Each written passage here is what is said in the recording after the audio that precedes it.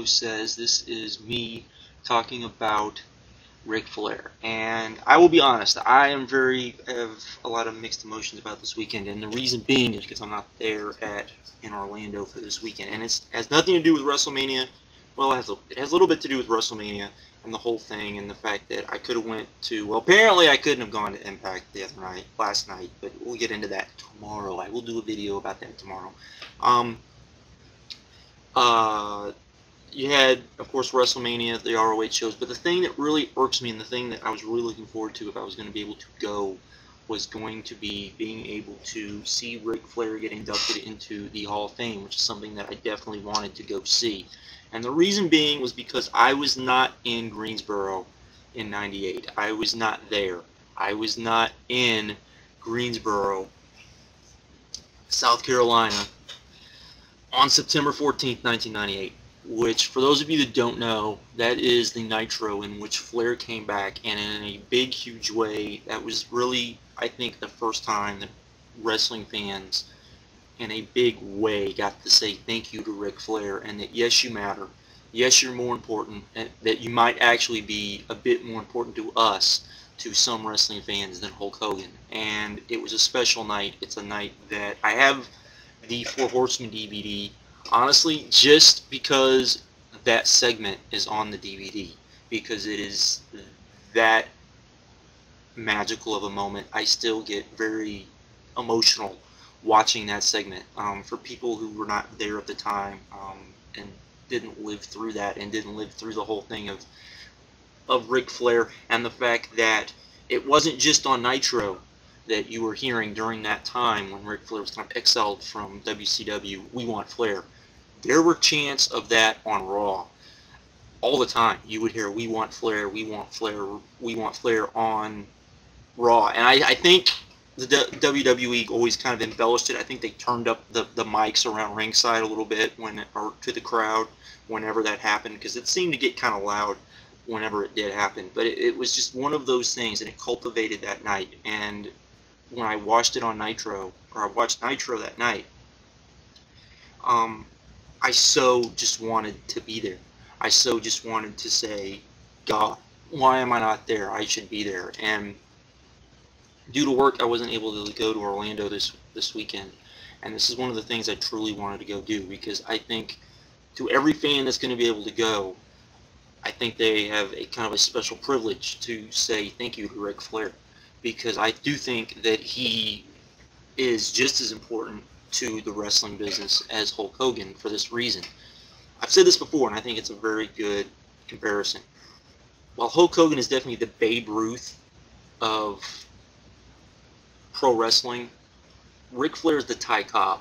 If you ask wrestling historians, if you ask people that, or not wrestling, but baseball historians, if you ask people who, really, really know baseball, they will tell you that Ty Cobb was definitely the better player, and the guy that if most fans were going to point to, probably, or most players point to, that's maybe the guy they honestly would want to be more like, would be Ty Cobb, more than Babe Ruth, to some degree.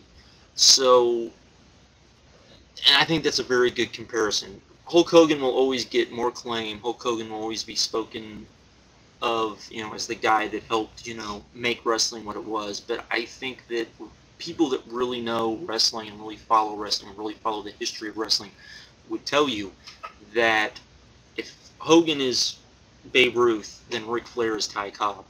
And I firmly believe that. I'm a big sports fan. I'm a big sports nut. I love the history of baseball. It's one of the things that I love about baseball. It's one of the things I love about wrestling, too, is the history of wrestling, kind of the mythology. And I'm going to kind of talk about that in some other videos. The mythology and the mythos when it comes to pro wrestling, because I think it's very real, and I think it's a very important thing, because I think it does kind of engrave on our psyche a little bit. I think that's why certain venues are a little bit more important than other venues. It's why I think that night in Greensboro was the perfect place to do this. It was everything aligned just right that night, and in a lot of ways, for Ric Flair to be inducted into the Hall of Fame in Florida, I think, is also pretty perfect, because he made a name for himself in Florida. And that's kind of where a lot of people would say his career kind of began in a lot of ways. It was in Florida, and it's kind of strange that it's probably going to end unless the WWE does a swerve, which I don't think they will, in Florida. But to me, Ric Flair is, as far as an American wrestler, the best one I've ever seen. And I do pride myself in knowing the history of wrestling and trying to study it as best I can. And it's hard for me to judge, Luthez, due to the fact that I wasn't there and it was a different era and lots of things were different. But I can watch those matches and see why he was so good. I can watch him and just go, it's amazing. But I honestly think there's nobody, when you talk about what we consider wrestling today, the showmanship and the in-ring ability, that is even close to anyone I've ever seen to Ric Flair. And I think that it's going to take, you always hear this kind of talk about the torch being passed. Who's going to take the torch and all of those things. I think in a way it's kind of fitting that the guy that's going to put Ric Flair to the side is Shawn Michaels, because the only person ever since I've watched wrestling that I can pinpoint and say that he had that he was as close to Ric Flair as we're ever going to see, was Shawn Michaels. I know a lot of people are going to get ticked that I said that, but I firmly believe that. I think he's the closest guy I've ever seen. And the sad thing is, Shawn may have only done it for 5 years, where Flair probably did it for 10 years. And that's ultimately what makes Ric Flair Ric Flair. The fact that when everybody said he couldn't do it, when everybody said, you know what, Ric Flair is getting old, Ric Flair can't do it anymore, he walked back over 10 years ago, almost 15 years ago to be honest, with Vader, and showed everybody, showed Shane Douglas, and showed everybody who had said, Ric Flair didn't have it anymore, and showed that, you know what, Ric Flair still was the man, and Ric Flair still was the best wrestler most of us may have ever seen at that point in time. And so I do think that it's kind of fitting. A lot of people would say, well, it's not a young guy who's getting that torch, and I'm sort of like, you know what, to take that torch from Ric Flair, you're gonna have to take it. You're not gonna be giving it.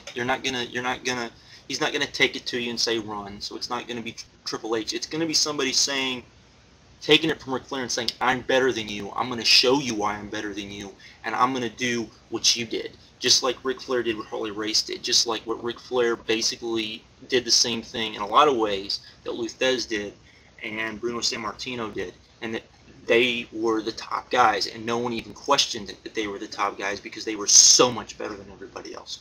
That might not be the complete truth, but it's close enough. But to me, that's why he's so important, is because I honestly don't think we will ever see anyone that good who can walk out with so many different guys and put on so many great matches. The fact that, he didn't have to just go out there with one guy. A lot of people say, well, it was just him and Steamboat. It wasn't just him and Steamboat. It was him and, the first time I can remember seeing, just seeing a great match, which I thought was a great, amazing match with Ric Flair, was his match with Kerry Von Erich. That's the first one I remember. But, seeing his matches with Harley Race, seeing his matches with Dusty Rhodes, seeing his matches with the Horsemen and Barry Windham, and then with Sting, and then later with Vader, and then, it just kept on going. And I honestly don't think that he really missed a beat. I don't think really to where the point where everyone said, okay, now it's time for him to go away. Probably wasn't until like 98, maybe 99. It was that long, and I think that just speaks volumes. So I would say that, this weekend we're losing a true treasure. And I know some people, will say the bad parts about Ric Flair, but I think his importance on this industry is more of the fact of this. He, without a doubt, is the guy people want to be. And I think that's the ultimate thing that he has over Hulk Hogan, is that nobody wants to be Hulk Hogan. Everybody wants to be Ric Flair.